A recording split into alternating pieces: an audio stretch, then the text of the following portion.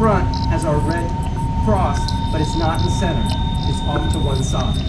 And it's not because the person painting it has a poor sense of balance. It was so the helicopters coming in could quickly look and be like, hey, that red cross is off to the side, that's Mercy.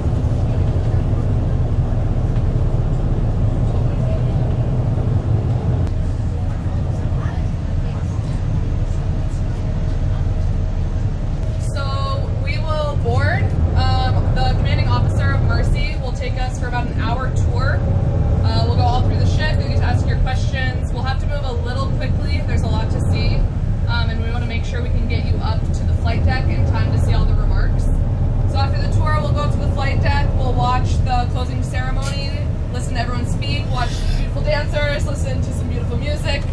But as soon as it's over, find me, because we have to get you on the 6:30 water taxi back home.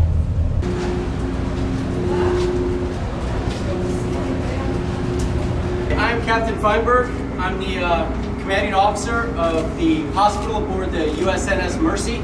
So again, welcome to all y'all. The U.S.N.S Mercy is the third hospital ship to bear the name Mercy, and it is the first of our class, which is a TH-18 or Transport Auxiliary Hospital ship, and it's the first of its class, which is the Mercy class hospital ships. Its sister ship is Comfort, which is very similar, and the Comfort is home ported in Norfolk, Virginia. We're home ported in San Diego, California. As I mentioned, there's a history of hospital ships, and so we've had the first one being Red Rover, which was a captured ship in the U.S. Civil War in the Confederacy, and that was converted to transport patients. There's the Mercy. The first Mercy was used in World War I, and the second Mercy was used in World War II. And so you're standing on the third ship to bear the name Mercy. Most of the other hospital ships were sort of what you see back here, which were converted passenger liners. So we just took simply a passenger ship and very quickly converted it and said, okay, well, we'll have some patients sleep here, we can do some surgery here, and we'll sort of make it work. This ship's a little bit unique because it is purpose-built to receive combat wounded soldiers, sailors, and Marines. Our primary mission is to treat combat casualties. Our secondary mission, but actually a favored mission of the crew and myself, is what we're doing now, which is humanitarian assistance. We also do disaster relief. So we thankfully do that mission more frequently than we do our primary mission, which is combat casualty receiving. The first time this ship went out was shortly after its commissioning. So this is a actually converted super tanker.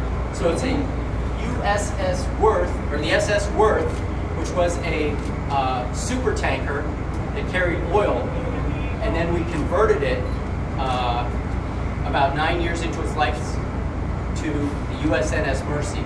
So in '76, it was christened the S.S. Worth here, and here we are today as the U.S.N.S. Mercy.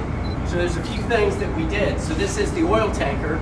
So you can see there's 6 different compartments, and those were wherever they kept the oil. And so what we did with those where we kept the oil, we actually built things like the wards and the intensive care units, flipped them upside down, and put them into the super tanker. We also made some other changes. We're actually one level up across the whole structure, and then because we added a flight deck and other things, the pilot house that was in the back, they couldn't see after we added all this stuff, so now the pilot and bridge house has been moved forward. This is, along with its sister ship Comfort, is the largest floating hospital in the world. It is a 1,000 bed hospital. It has 80 intensive care unit beds. It has 12 operating theaters. It has interventional radiology suites. It has its ability to make its own water from seawater. It has the ability to make its own oxygen. It will go out with a loadout designed to receive up to 300 casualties the first day, of whom 30% need surgery, and then down to 100 casualties a day after that.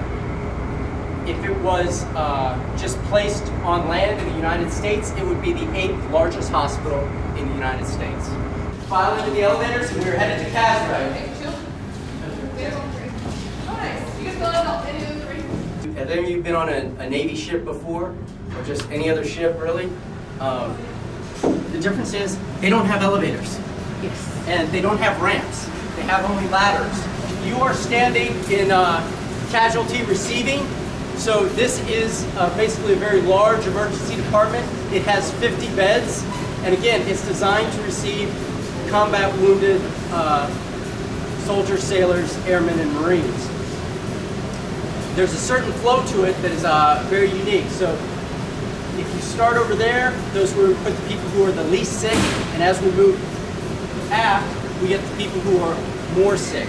Each of these beds is designed to sort of be much like an ER. We also have simulations that we can help to train our doctors as well as other people. So if you follow me over here, SimMan will breathe, he will blink his eyes, he will moan, you can hook him up to monitors, and you can see what his heart rate is doing.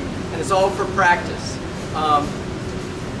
We also have here, like we would in a normal ER, you've got banks that have oxygen, they've got suction, they've got monitors, you've got poles to hang IVs. We have inline oxygen, but then we also have backup oxygen from tanks. Over here we have Hero, who is he's not just our mascot, he's our simulated dog to practice on. Navy surgeons are trained to take care of military working dogs, and so they practice on Hero because a dog's anatomy is different than humans, so the surgeons need to practice on that. One of my favorite things as well is that we've got the medications for a dog, because they're the same medications that I'm used to using as a doctor, but the doses are a little bit different.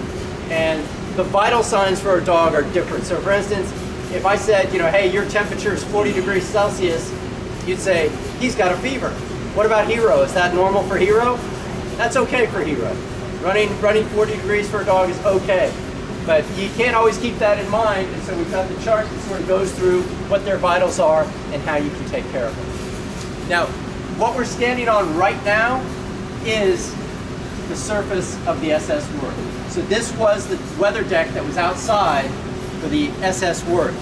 And now we are one deck below on the U.S.N.S Mercy.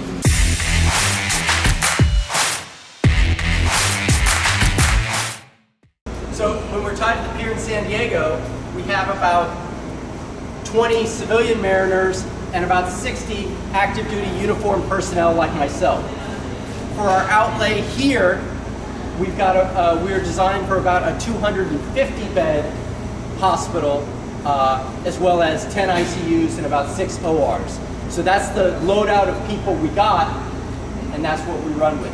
Now as you come here, these are the beds where you come if you were had greater injuries. So remember, you were the combat wounded person, you wound up in this bed. Okay, one of the things you might need to do is get an x-ray. You're standing behind me are 4 of our x-ray units. So these are the standard x-ray rooms, just like you would find in any other hospital. They are digital, so they all communicate into one system, so we're not having to print films like we used to have to do. Over here we've got our C-arms, and so these we will wheel right into the operating room, and we can use them to see right then, take an x-ray. So you might have to do that if somebody has shrapnel in the belly, and you want to see, did I get all the metal out? Is there still any metal there? We used this in Palau when we had somebody who had fallen and broken their leg a month ago, and so their leg had healed like this. They would never be able to walk again. So our surgeons worked and pulled it and straightened it out, and then they put in metal plates, and when they did it, they used the C-arms to take a quick look and say, hey, is everything set up, is it straight, right in the operating room. They saw it was, and then they closed up the surgery and finished on.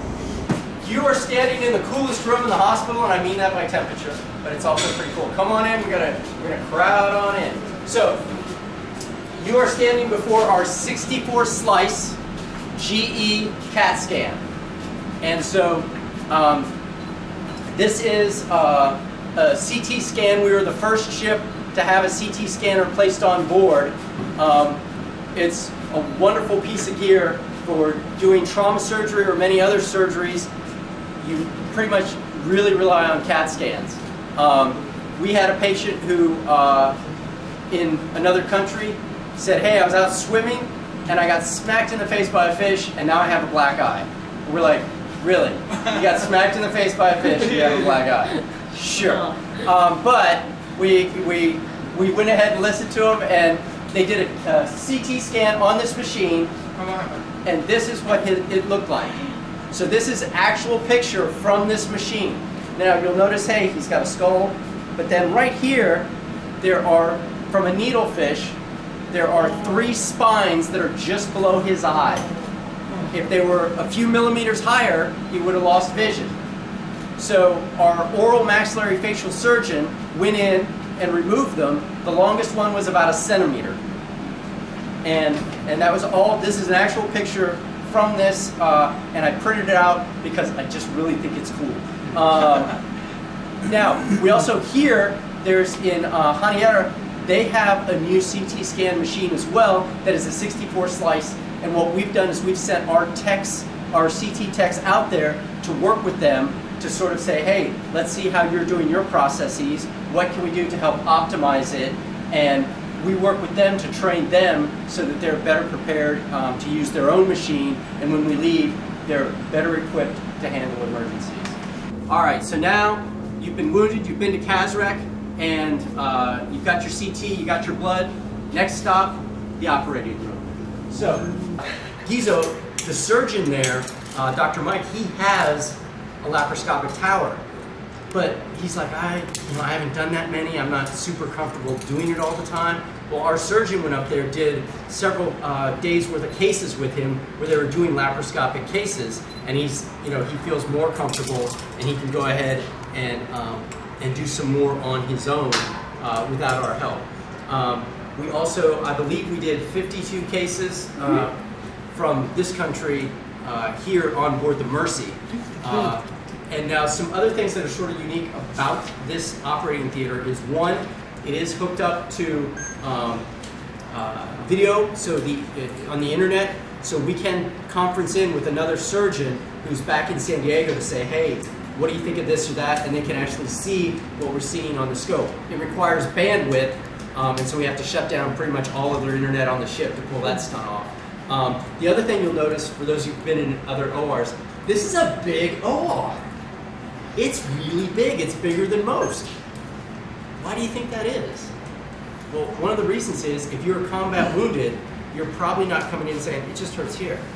You probably have multiple injuries. This room is designed where I can have an orthopedic surgeon working on the leg, the general surgeon working on the chest, and maybe somebody else working on the face if we need to, because there's more space. Wall of swag that people have given us and donated, various mementos to the Mercy, and we've kept them.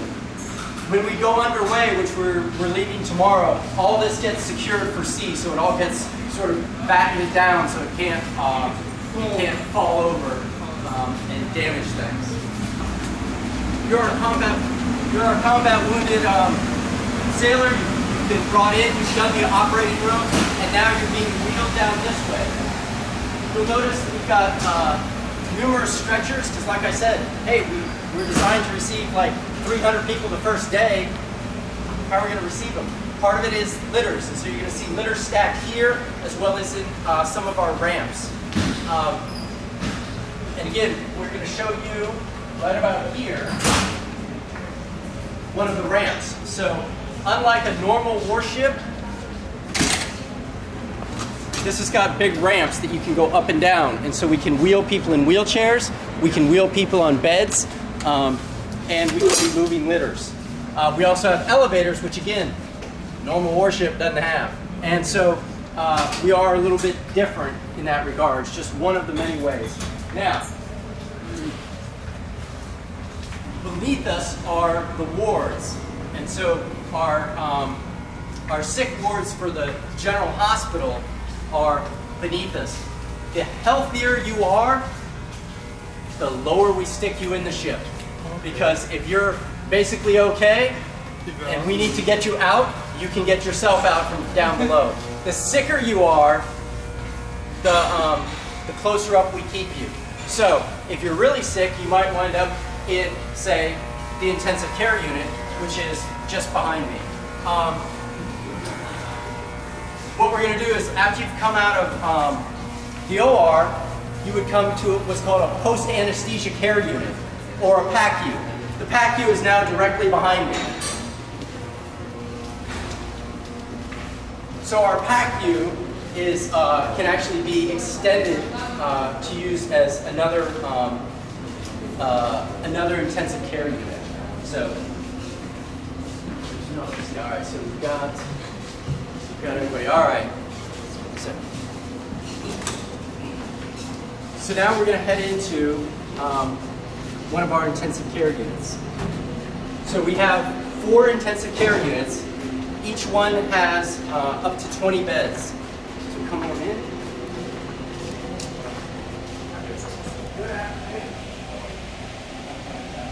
All right. And are you gentlemen talking about the ICU? Yes, sir. Yes, all right. So we'll have you guys come around this side. All right. Good afternoon.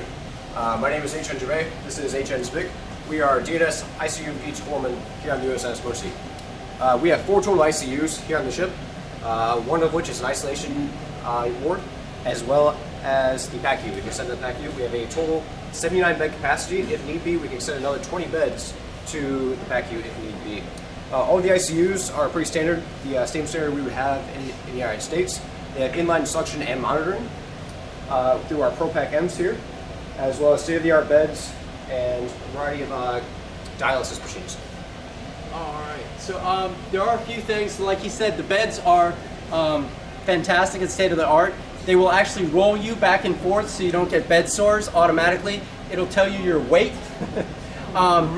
Yeah, because if you're sick and we're giving you a bunch of IV fluids, maybe it's collecting in other spaces and you're getting puffy. Maybe you've gained a lot of weight because we've given you fluids, and that's one of the ways we can sort of say, hey, why is this guy 12 pounds or 6 kilos heavier than when he came in? Has he been bulking up in the gym? No, he's just gotten a lot of fluid. And the beds will let you like stand someone almost bolt upright, sit him in a chair, and do all this.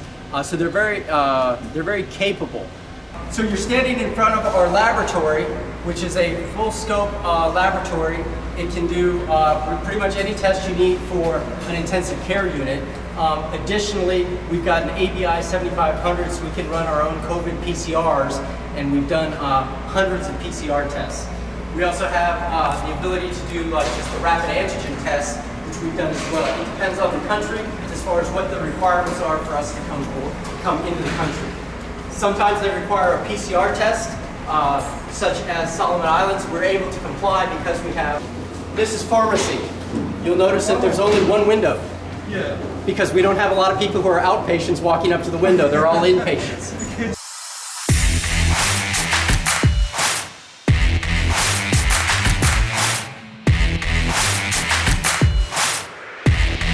An MQ-22 is the tilt rotor aircraft. So it lands like a helicopter. There is a downside to it. One, it's bigger, like I mentioned, but two, if you look at these downdrafts here, the engines are pointed straight down. They generate a lot of heat, a ridiculous amount of heat, and it will actually melt a standard flight deck.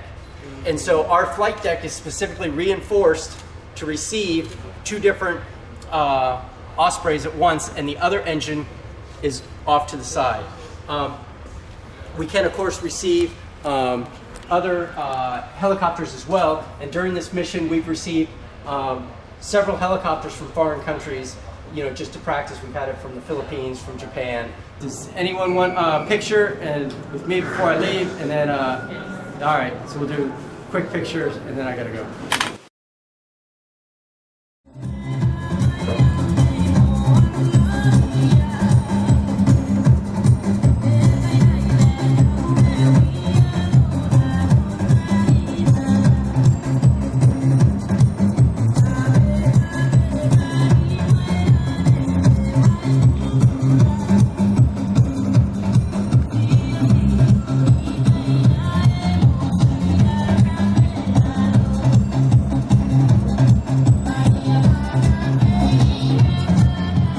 Hey, thank you for welcoming us to your country.